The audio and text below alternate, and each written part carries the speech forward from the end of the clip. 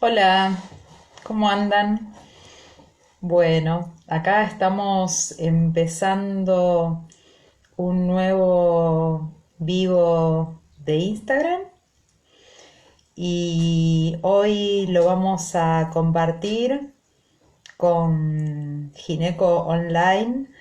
Ahí me parece que ya se sumó Meli, así que la voy a invitar, así ya la sumamos, a ver si está por ahí. Hola Laura, ¿cómo estás? Ah, ¿cómo estás, Meli? Qué Bien, bueno. gracias por la invitación, un placer. No, gracias a vos. También muy contenta de poder compartir este sábado de la tarde de Libros con Esi con vos. Hay mucha expectativa porque tenés un montón de fans entre mis compañeras de equipo. Te aviso que hay varias Ah, compañeras bueno, de fans. gracias. Hermoso poder compartir este sábado, bueno, y además ya se va sumando ahí un montón de gente, estoy viendo, lindísimo. Nos ha tocado un sábado que da ganas de quedarse en Que casa. quedar tal cual. Sí, sí, sabemos que nos tenemos que cuidar y bueno, hoy es una tarde de sábado de invierno que invita a hacer un poco de fiaca también, así que quienes no tienen que salir porque no son esenciales, porque sabemos que también muchos y muchas salen para cumplir con un montón de tareas y permitirnos a otros poder descansar un poco. Creo que esto es muy importante decirlo. Y bueno, ¿y vos cómo estás pasando este tiempo de cuarentena? ¿Cómo está siendo tu vida? Bien, mi vida, al principio los primeros 2 meses en casa, al 100% con mis nenes. Bueno, mi esposo es médico, así que él continúa con su trabajo también, pero trabaja en hospital. Yo como trabajo más a nivel consultorio, retomé más tranquila, así que, pero al principio, ¿no? Como que cuando uno está fue todo un impacto muy grande, ¿no? Pero bueno, a la larga el consultorio llama, los controles, ¿viste? De diferentes patologías, así que como profesional de la salud que trabaja fuera de un hospital, arranqué hace poquito con todo el protocolo. Pero bien, con los niños también bastante complicada la situación, la adaptación y toda esta nueva vida. Pero bueno, llevándola.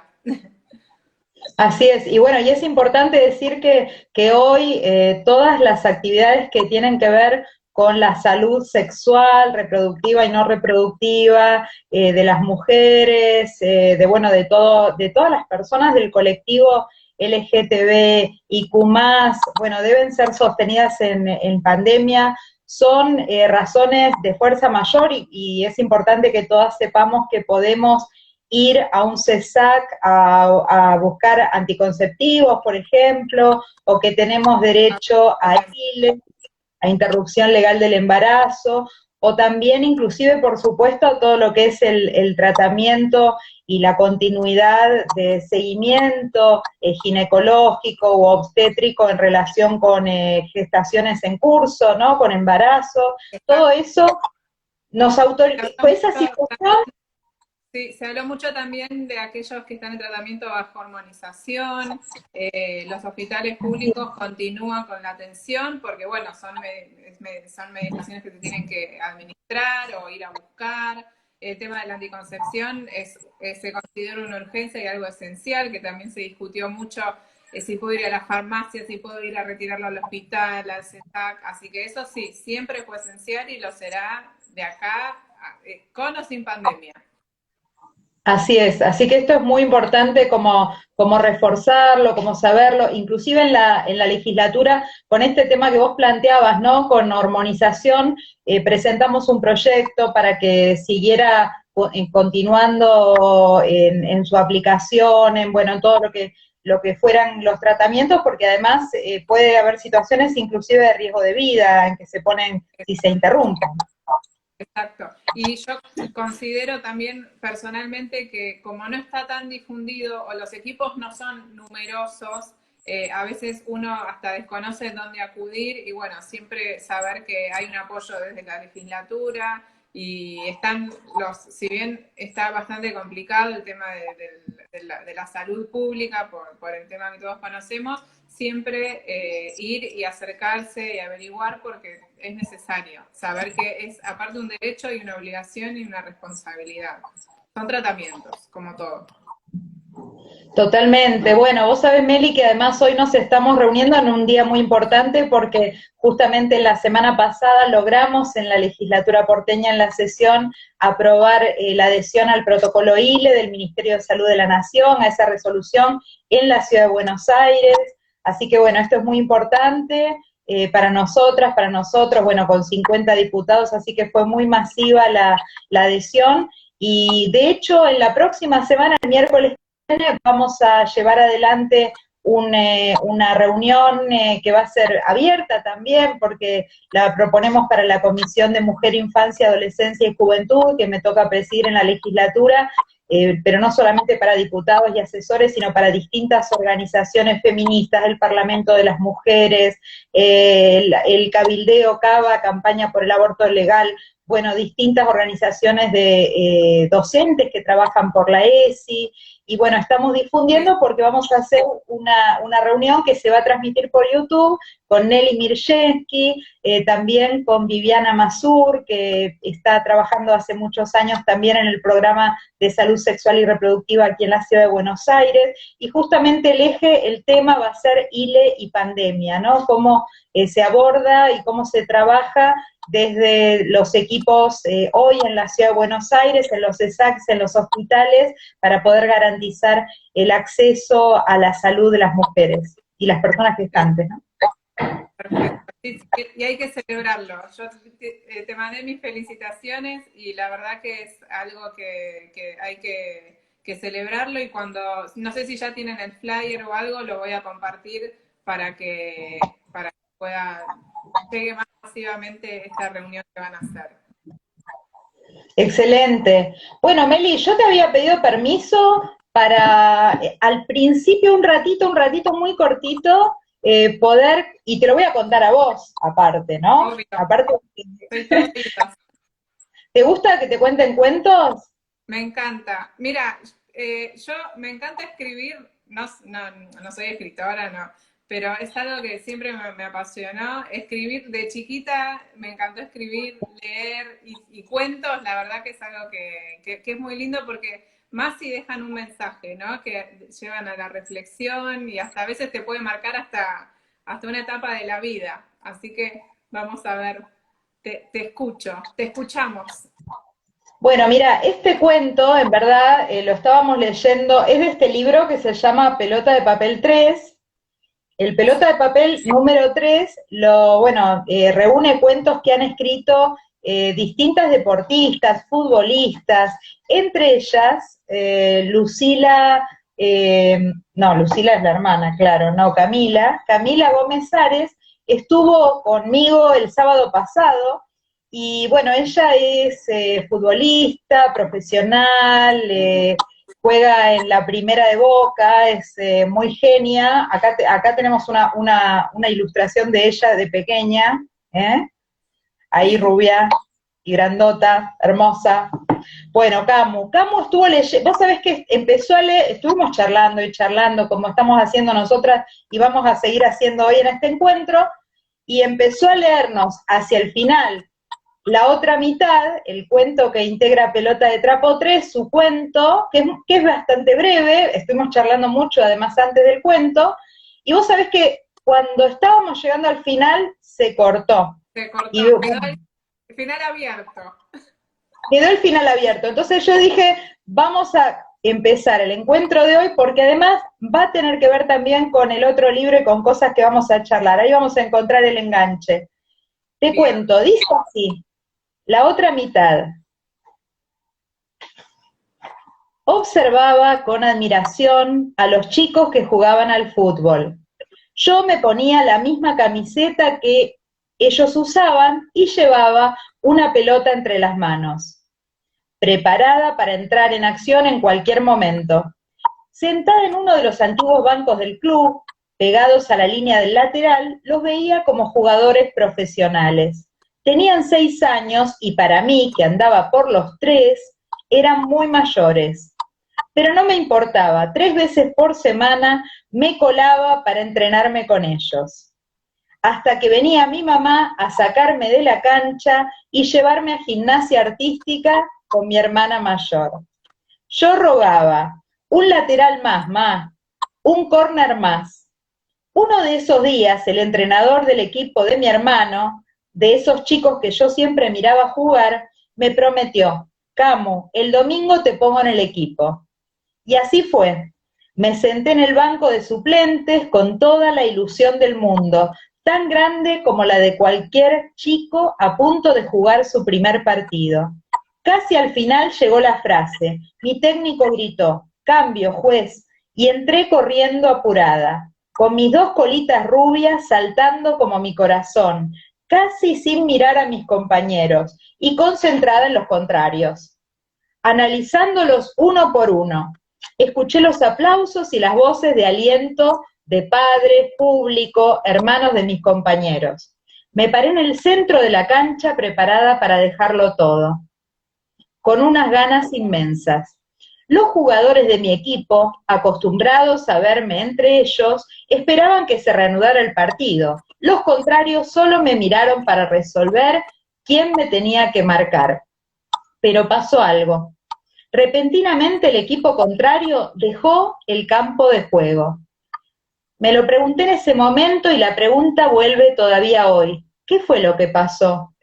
El director técnico contrario había decidido retirar a su equipo al ver una niña en la cancha.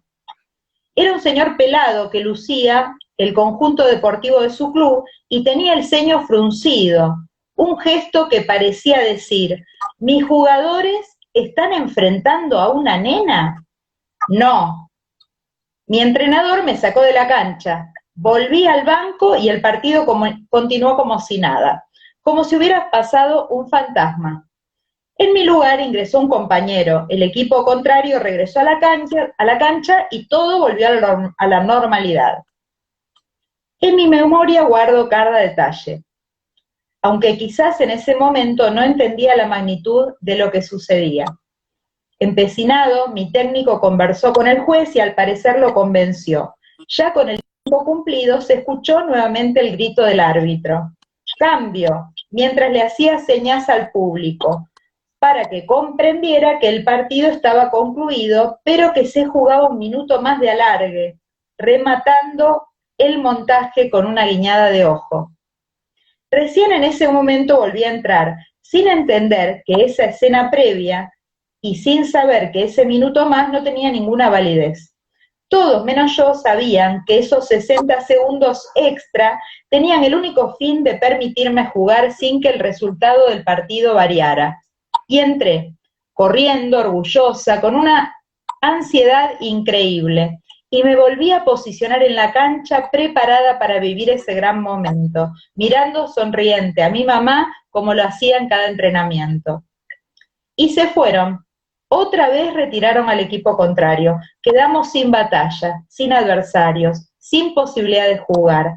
No había minutos, no había simulación, no había complicidad entre el técnico y el árbitro, no quedaba nada, solo la decepción. Y esa mitad de la cancha vacía, solitaria. Y allí quedé parada, con mis botines nuevos sin estrenar, con mi camiseta amplia, muy larga, que me llegaba hasta casi a las rodillas, y con la ilusión de ser parte, de jugar como los demás. No pudo ser. Quedó mi equipo en la cancha, sin argumentos, todos los jugadores parados de frente a esa mitad vacía que nos dio la espalda. Pasó el tiempo, se abrieron caminos, cambiaron algunas cosas, pero todavía hoy, más de una vez, miro para atrás, no tan para atrás, y sigo viendo ese paisaje. Sigo viendo media cancha vacía. Bueno, ahí te... Yo creo que es como un fiel reflejo de lo que es algo representativo de lo que suele suceder en muchos aspectos de la vida, ¿no? Cuando uno se enfrenta a 300 situaciones, donde o se queda la cancha vacía, o donde dan la espalda, o donde se pone un límite y esa franja y esa división, y que uno quizás no entiende porque uno sabe que puede dar lo mismo y más que aquellas personas que nos dan la espalda, ¿no? También como contaba que ella miraba con pasión lo que quería hacer y la enviaban a hacer algo que si bien es recreativo y es lindo, si no es una elección de uno, termina siendo un suplicio, ¿no? Como un castigo más que un disfrute. Y son cosas que están pautadas, regladas, más a nivel social, cultural y de costumbres que en lo que realmente uno siente, necesita y le apasiona.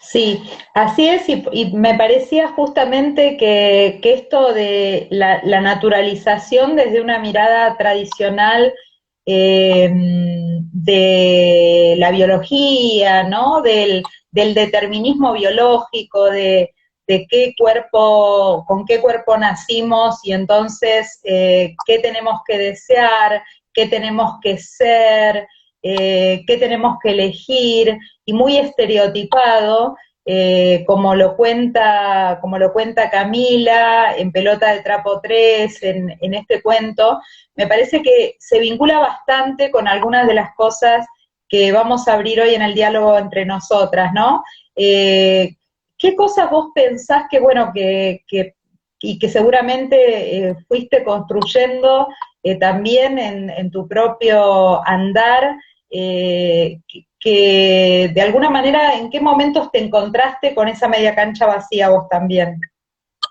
Y como profesional muchas veces, que es donde quizás de lo que recuerdo, que es lo más reciente y son años, donde uno se encuentra, donde se piensa que las capacidades o los proyectos de una mujer, como yo me considero, pueden llegar a limitar a lo que es el propio crecimiento personal, porque lo limita el otro, ¿no?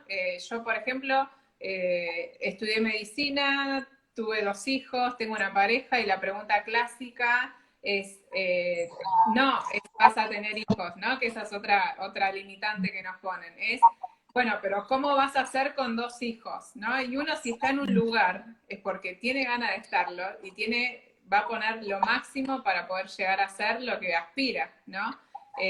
Y es ahí, quizás son esas puertas que se cierran porque se habla mucho, no me quiero centrar solo en el trabajo de la mujer y en lo reproductivo, ¿no? Pero muchas veces se piensa que cierran las puertas a aquellas mujeres que no tienen hijos por miedo a que quede embarazada y que sea un obstáculo. También Ujú. estamos aquellas que tienen hijos chiquitos y que piensan, ¿qué vas a hacer si tus hijos se enferman? Bueno, esas son cosas que uno tiene que resolver y es lo mismo que haría la propia persona que nos está entrevistando y aquella que nos va como a dirigir si se enferma él mismo o ella misma, ¿no? Uno tiene que plantearse también esas cosas que son como, si realmente las pones a pensar, no modifican la elección y la evaluación de la capacidad de crecimiento de la otra persona. Eso principalmente en mi experiencia personal. Eh, y como mujer y educadora de mis hijos, trato de también contemplar lo que quieren ellos, ¿no? Porque lo que le pasaba a esta chica que me mandaban a hacer gimnasia artística y yo no quería. Me pasó mucho a nivel personal de mujeres más grandes que yo que me contaban que las mandaban a jugar al tenis porque quedaba lindo el uniforme de tenista y no, a mí no me gustaba. Yo quería ir al club y jugar a la pelota a la pelota paleta, no sé qué jugaban con mis amigos de manera libre, por ejemplo. No querían tanta disciplina ni tanto uniforme. Pero bueno, esa madre consideraba que eso era lo correcto para su hija, ¿no? Y más o menos son historias repetidas y creo que se repiten en muchas partes y hoy 2020 sucede. Así, claro. Porque uno está criado de esa manera. El adulto a una determinada edad, yo creo que ahora hasta yo siento que quedé atrás de muchas cosas que se están viviendo y están siendo modificadas y están cambiando, e intento adaptarme a eso. Yo tengo 34 años.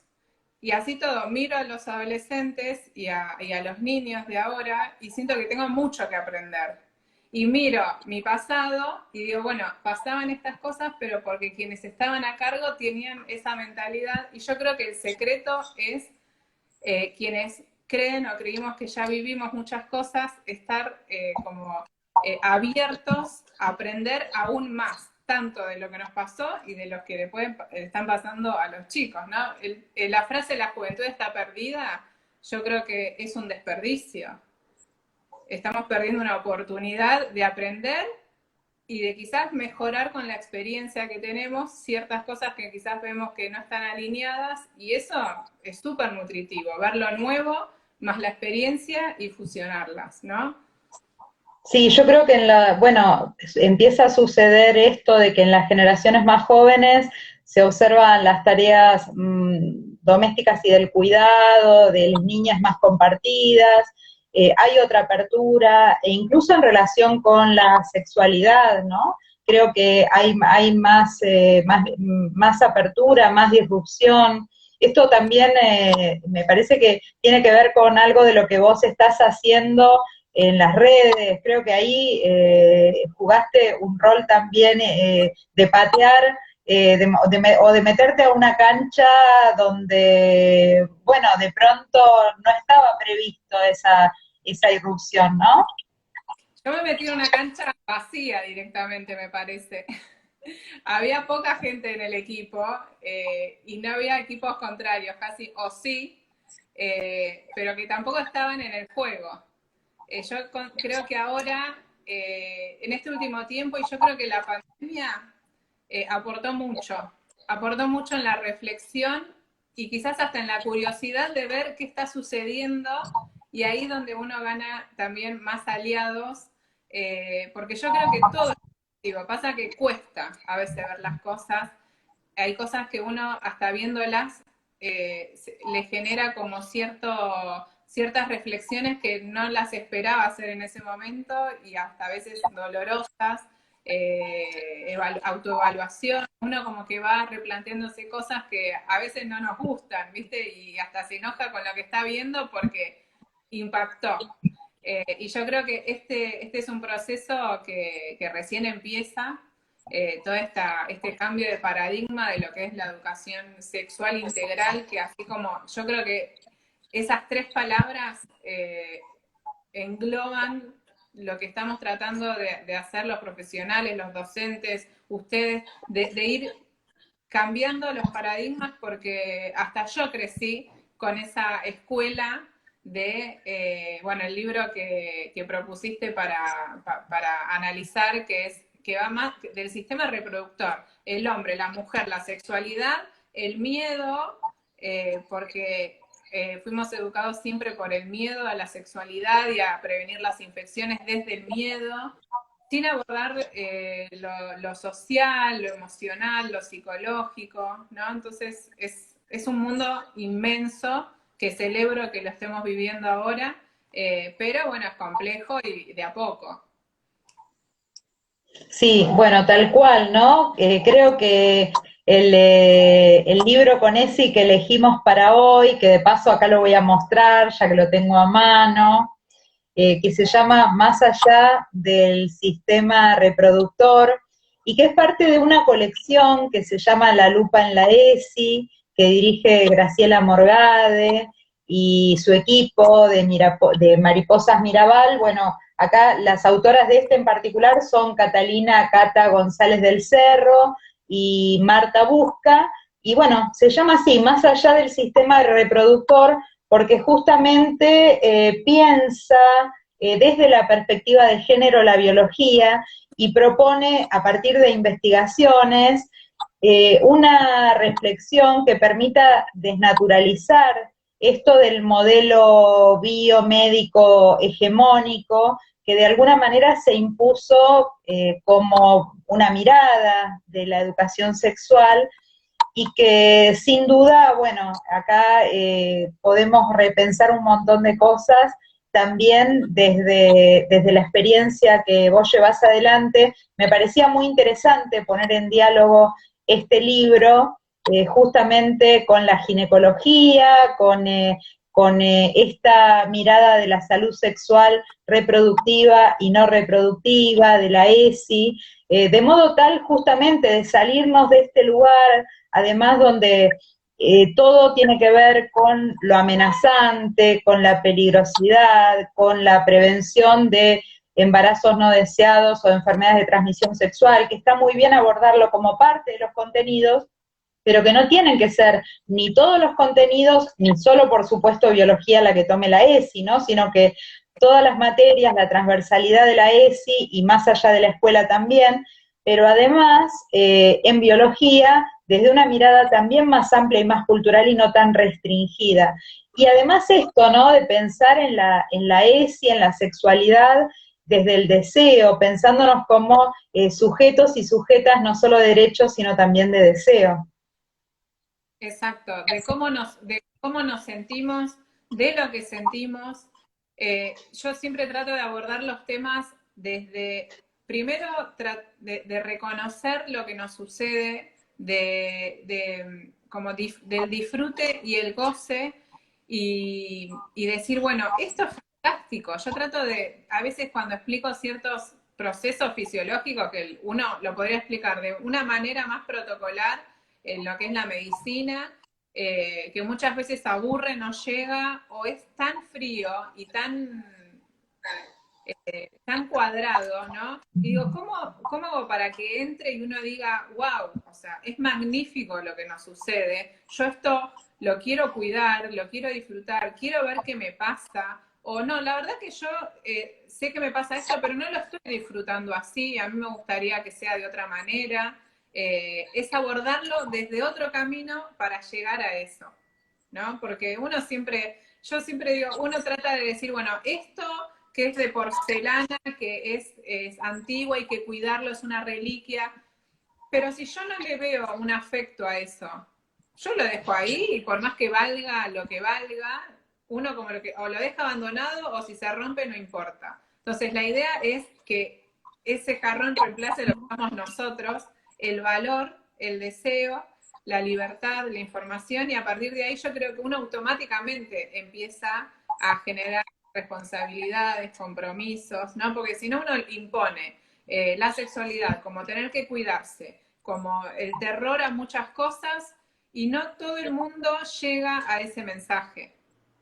Y si llega a veces hasta deja como en una vida más como de susto, de miedos, de tabúes, de no querer hablar de ciertas cosas porque se enseñó que estaba mal. Hay muchas chicas que vienen hasta estigmatizadas con ciertas cosas que suceden, por ejemplo, en el consultorio de ginecología, por lo que dice la sociedad, por lo que piensan, lo podrían llegar a pensar sus padres, sus amigos, ¿no? Y eso hasta hace que esas personas no acudan a nosotros, los profesionales, no acudan a la persona de confianza para pedir ayuda. Es complejísimo. Entonces, la idea es que uno reconozca lo que es y tenga la libertad de poder decir cómo se siente y cómo se considera como persona, sus elecciones, sus gustos, ¿no?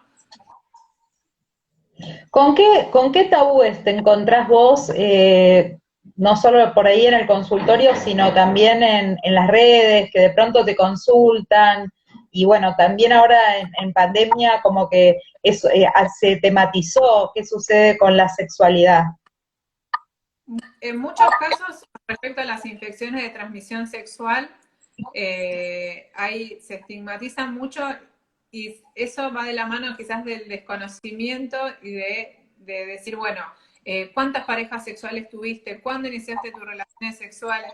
Es el día de hoy que uno trata de generar herramientas para que tengan una sexualidad responsable, pero que si sucede algo, no se, no se causen dolor y piensen que son culpables de todo, porque hay cosas que son inevitables, o sea, son evitables y si suceden, está bien que se diagnostiquen y no es una mala palabra decir lo tengo, por ejemplo, con el virus del papiloma humano, es un mundo, es un dolor, es una depresión, es un susto, dan peleas de pareja, peleas en familias, y uno dice, bueno, el virus del papiloma humano es un virus que está presente en más del 80% de la población. Hay que prevenirlo, hay que cuidarse, pero si está presente, hay que saber que, bueno, es como el virus de la bronquiolitis en los niños, ¿no? Uno trata de cuidarlos, pero bueno, si está, hay que tratarlo y punto, no hay que estigmatizarse.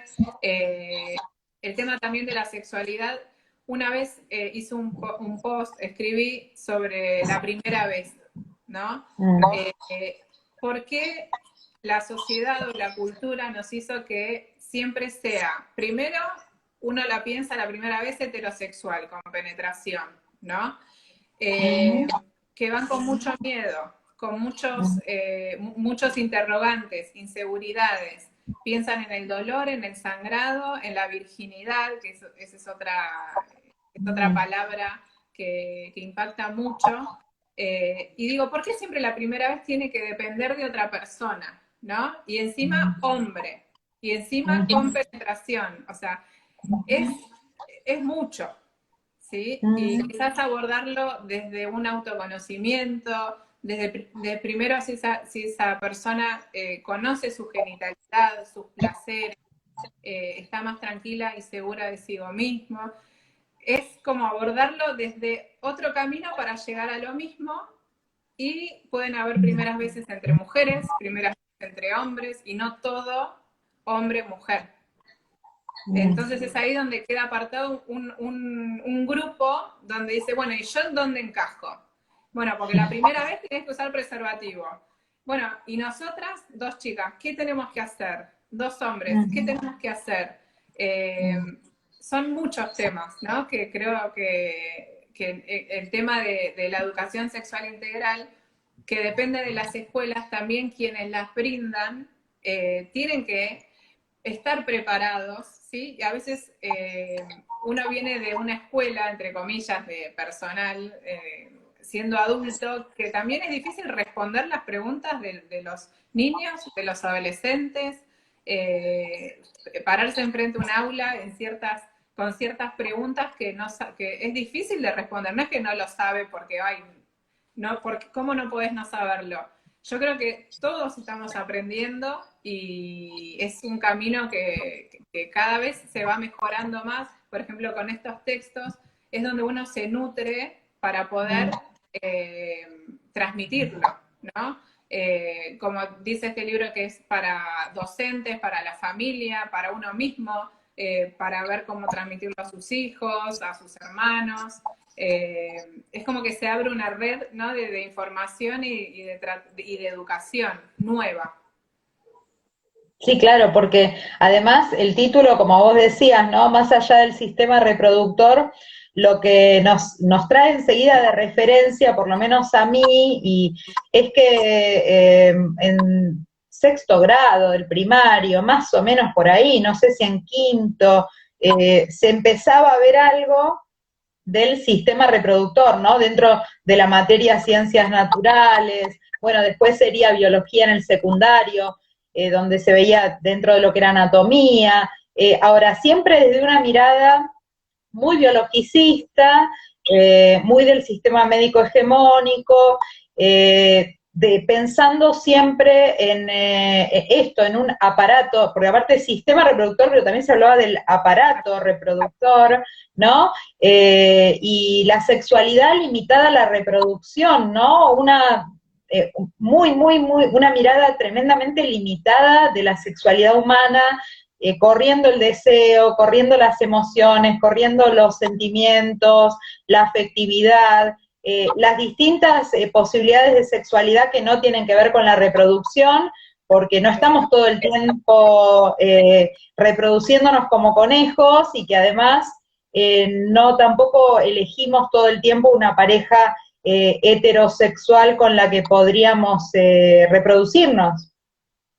Y aparte es mucha responsabilidad, entre comillas, para para niños de primaria. Yo siempre digo, abordar la educación sexual, que siempre también se pregunta y se cuestiona por qué desde nivel inicial, qué le enseña a los niños en jardín, ¿no? Hay muchos padres que hasta se ponen en contra por desconocimiento de lo que es la educación sexual integral, el cuidado, el reconocimiento de lo propio, de eso individual y ese cuidado personal, de que voy al baño solito, a mí nadie me toca la colita, me higienizo como de lo propio, de reconocer del cuidado. Y después de ir reconociendo el cuerpo, qué tengo yo, qué tiene el otro, cómo me siento con lo que tengo, ¿no? Es un proceso que uno tiene que generarle herramientas para darle seguridad.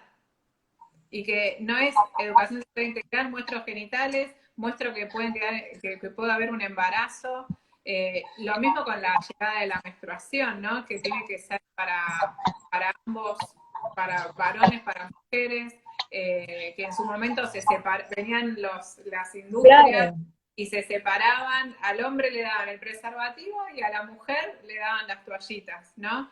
Que no tiene nada que ver una cosa con la otra, ¿no? Una niña de 9 años, 10, 11, decirle, bueno, ahora podés ser mamá, es algo que, no, que está jugando con las muñecas todavía y que quizás, o jugando con cualquier otra cosa, pero es demasiado decir, bueno, ahora podés que ya sos una mujer, es, es como no está orientado a lo que realmente es ese proceso fisiológico. Es un cambio en el cuerpo, es un signo de vitalidad y que quizás va más allá de lo que es búsqueda o no de embarazo.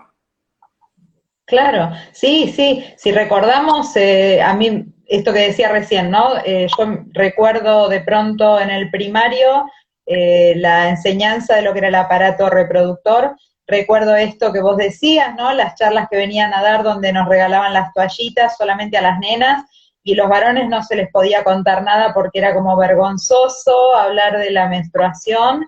Y me acuerdo en el secundario, clase de biología, donde nos pasaron un video tremendo sobre el aborto desde una mirada antiderechos, que era tortuoso realmente verlo, ¿no? Era horrible, y que bueno, fue lo único que recuerdo que en tercer año de biología tuvimos como clase de educación sexual, ¿no? Que en definitiva fue algo para mí, o sea, en mi memoria lo tengo como algo de mucho impacto y que me generó una sensación muy, muy horrible de miedo, de no entender.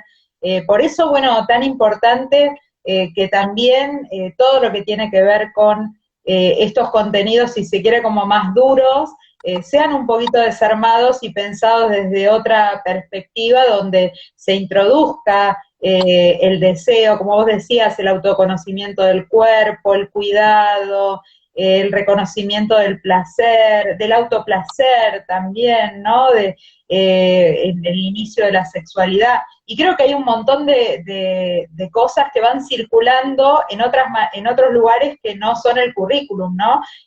Bueno, que tienen que ver con un vínculo entre pares, con primos, con primas, bueno, hoy con las redes sociales también, por eso también es complejo porque mucha de la información que llega no es del todo buena información. Sí, ese es otro tema, porque es un alcance muy fácil, muy masivo y no todo lo que llega quizás está como abordado de manera seria, profesional. Eh, También lo que es la educación, ¿no? Es en cómo te sentís, en cómo se siente esa persona. Entonces ahí también va y se mete lo de las redes, que una vez ve cosas y dice, bueno, pero a mí no me pasa esto, yo no soy así o yo no siento de la misma manera, ¿no? Y yo creo que lo que es la escuela o la casa u otras agrupaciones son como responsables, ¿no? De decir, bueno, más allá de lo que es la biología, ¿no? Que es una materia, está dentro de la currícula y hay que estudiarla. ¿Cómo te sentís? ¿Cómo te identificás con lo que sos?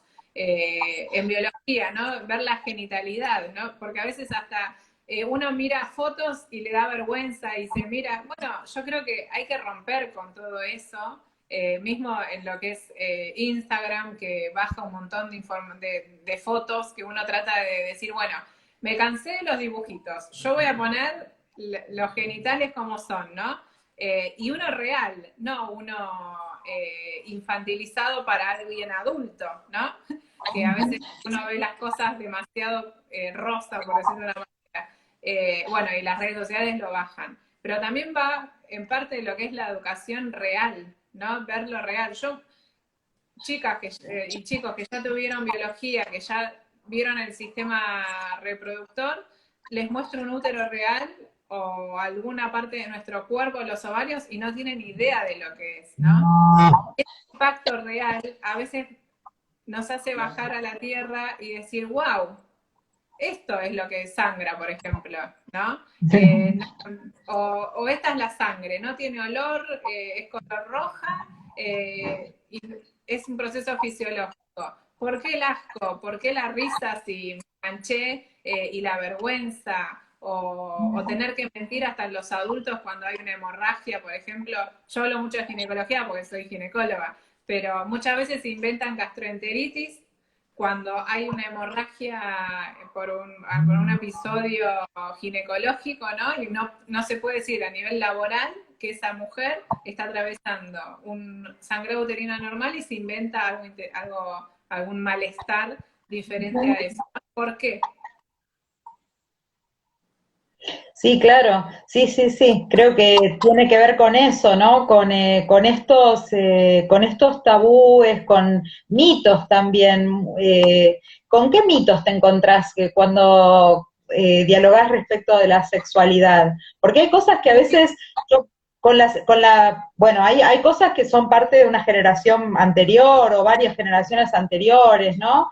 Esto de que la menstruación no te podías bañar, bueno, todo eso quedó un poco más abandonado, pero sin embargo todavía hay algunos mitos bastante vivos.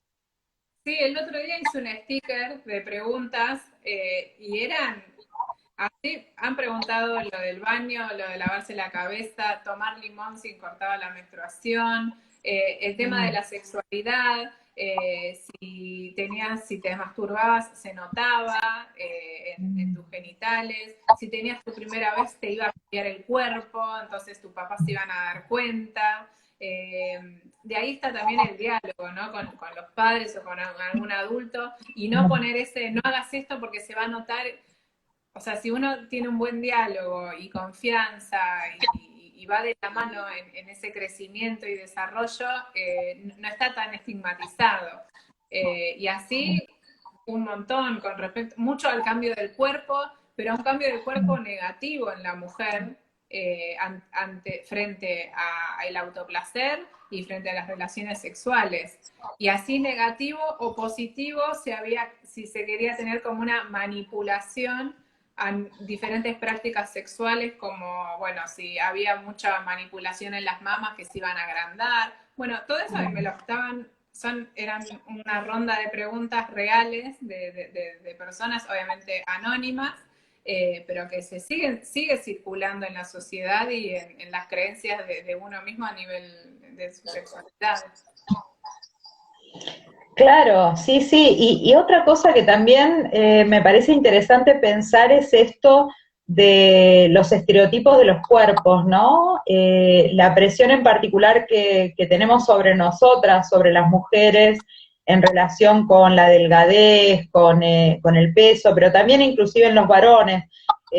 ¿Vos te encontrás con bastante de esto en la atención?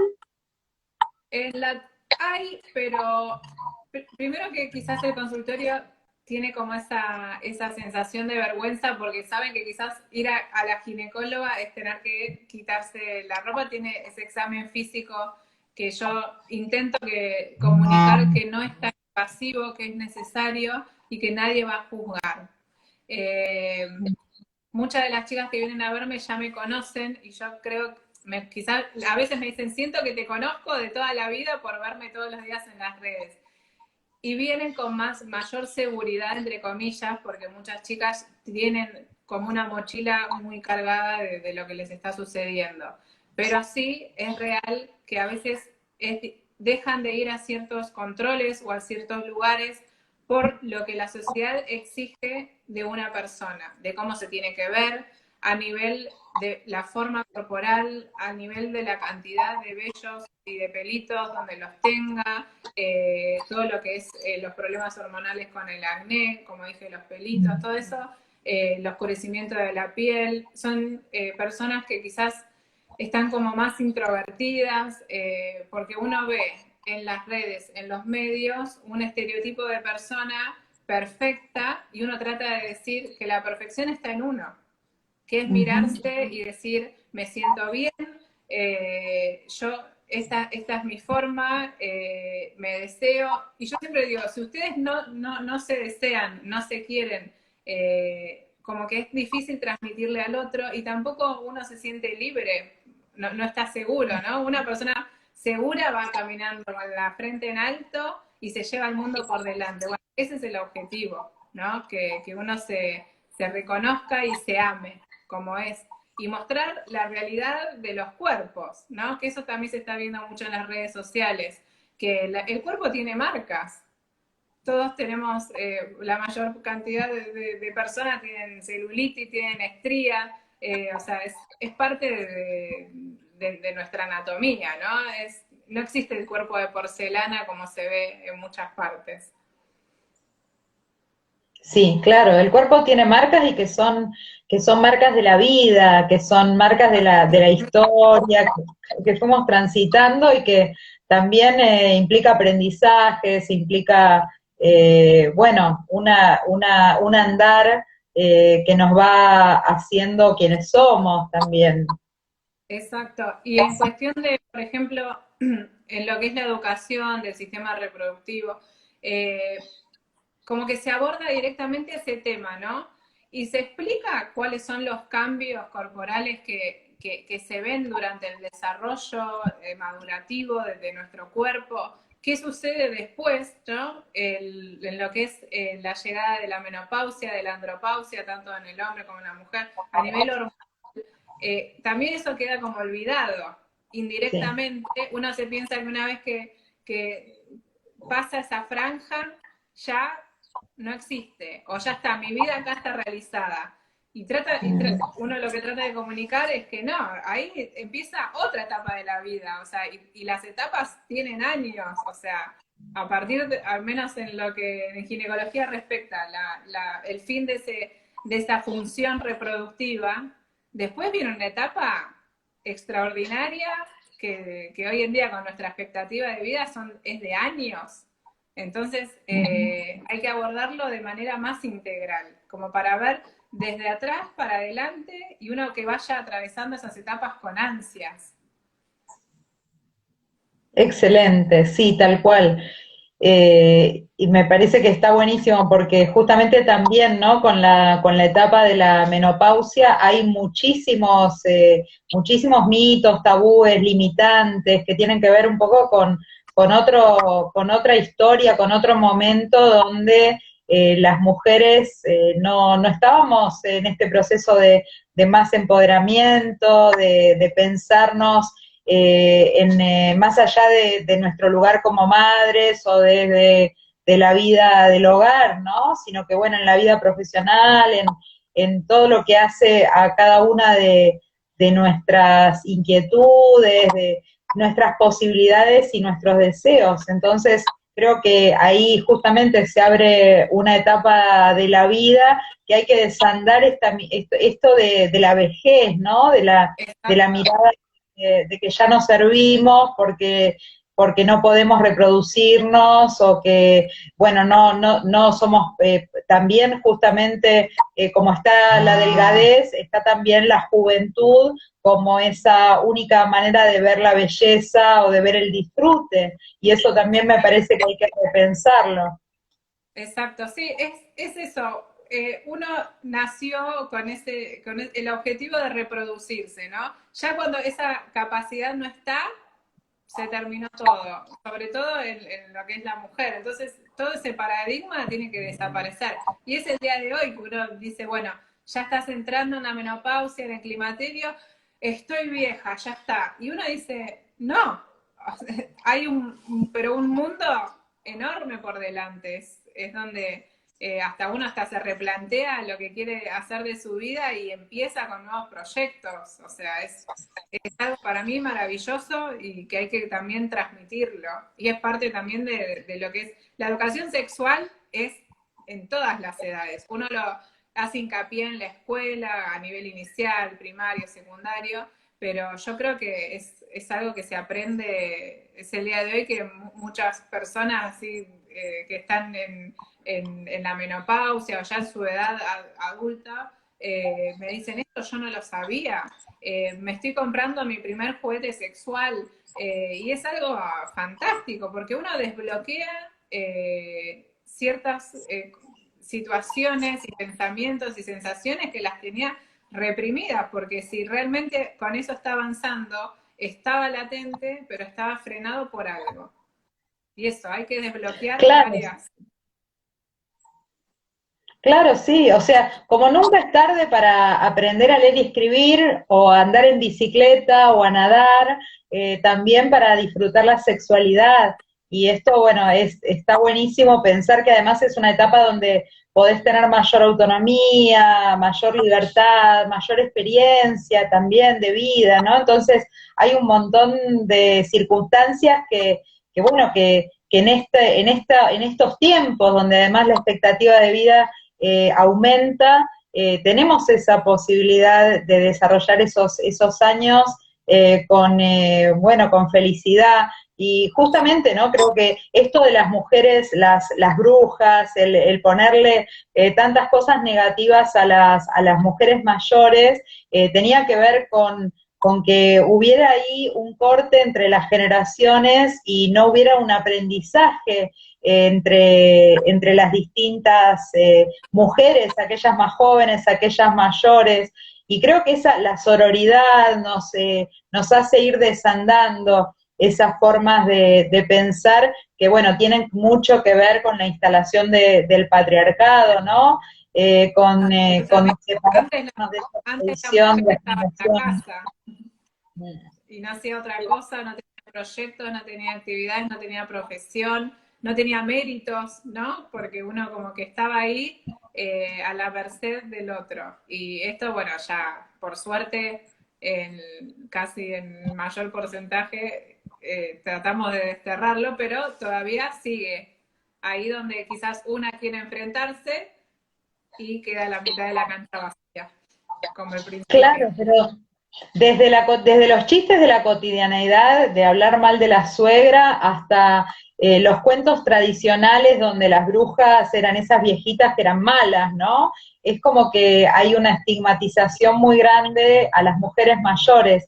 Y Sí. bueno, y justamente vos sabés que el domingo, que estoy ahí en una columna verde, en un programa que tiene el doctor Donato Espacavento, y hablamos de ese el domingo pasado, en chequeo general, y vos sabés que conversando respecto de la ESI, justamente salió este tema que vos planteabas recién, cómo poder desarrollar y todo un campo por andar mucho, lo que es la educación sexual integral para las personas adultas, en particular para los adultos mayores, ¿no? Él me decía, Claro. qué piola me gustaría, armemos proyectos para los centros de jubilados, y está buenísimo. Sí, porque yo parte de mi residencia la hice en un hospital de PAMI. Y mis pacientes eran personas ya de mayores de 50 años, tenía pocas, tenía 60, 70, 80, 90 y largo, mucho. Y venían los abuelos, como lo llaman algunos, de 80, con su sexualidad activa. Y a veces uno, que cuando empezaba la residencia, decía, pero le tenés que preguntar si tiene relaciones sexuales. Porque quizás programaba ciertas cirugías o ciertas técnicas donde después uno tiene que volver a recuperar esa tonicidad vaginal, bueno, cosas más técnicas.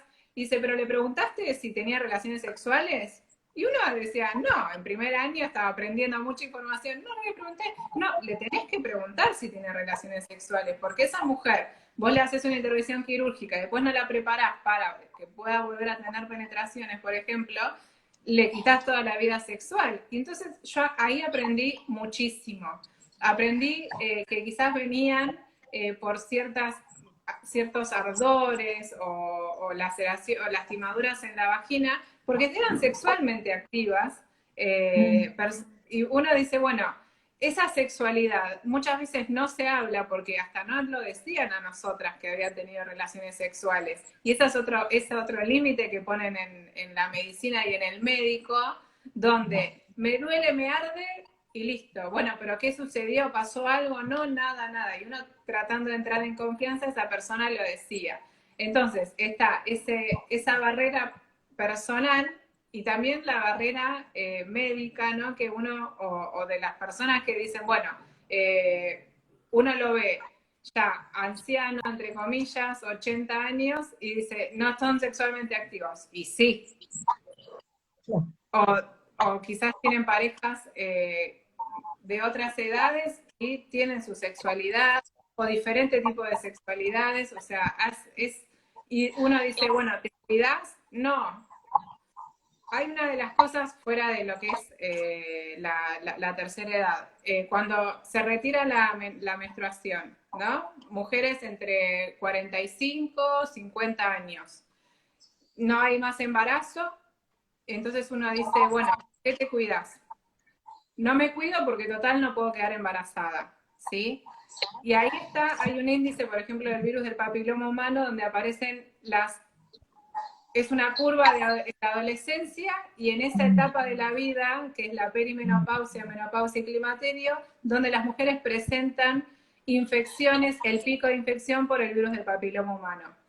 Ahí es otro bache en lo que es la educación sexual integral, porque en esa etapa la mujer puede o continuar con su pareja y dejar de cuidarse, o hasta cambiar de pareja, ¿sí? Porque uno también se replantea mucho la vida y bueno, puede estar, se divorcian, conocen nuevas personas, entonces, se hace hincapié mucho en lo que es el cuidado con métodos de barrera, aún así no haya riesgo de embarazo. Ahí está el otro tema del sistema reproductor, o sea, no, listo, no menstruo más, no pasa nada. Pero el riesgo de las infecciones de transmisión sexual, fuera del miedo, pero informando, porque mucha gente desconoce que puede tener HPV, puede tener herpes, puede tener sífilis, puede tener VIH, hepatitis, ¿no?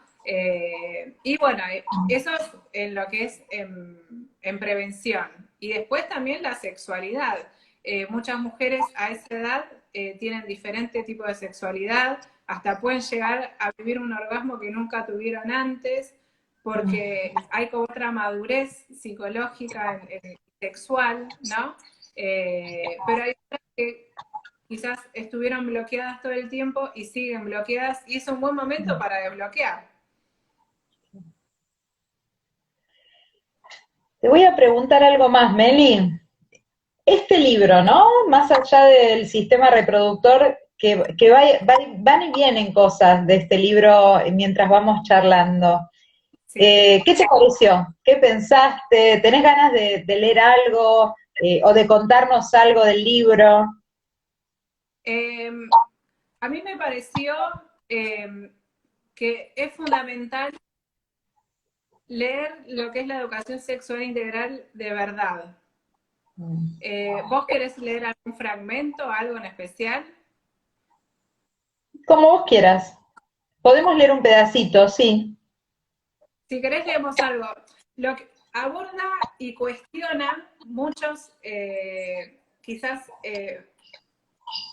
uno dice, bueno, yo estoy abocada, mi mamá era docente, ahora se jubiló, pero yo he hecho charlas en escuelas, en sus escuelas, y me reunía con los docentes que daban educación sexual integral, ¿no? Y yo preguntaba de dónde leían, ¿no? De dónde se formaban, o cuál es la formación que tiene una persona que da en una escuela educación sexual integral. Porque muchas veces uno dice, bueno, profesora de biología que dé educación sexual integral. Y en la escuela, yo cuando a veces daba las charlas, pero como médica, uno se ponía enfrente de los chicos y hay una variedad y unas caritas. Tuve una experiencia en un colegio en Caballito que me dijeron, bueno, vamos a dar la misma charla, vamos a dividir dos charlas, uno para primer, segundo y tercer año y otra para cuarto y quinto año, porque tienen diferentes dudas, perfecto. Eran 6 cursos a la mañana de todos los años y 6 cursos a la tarde.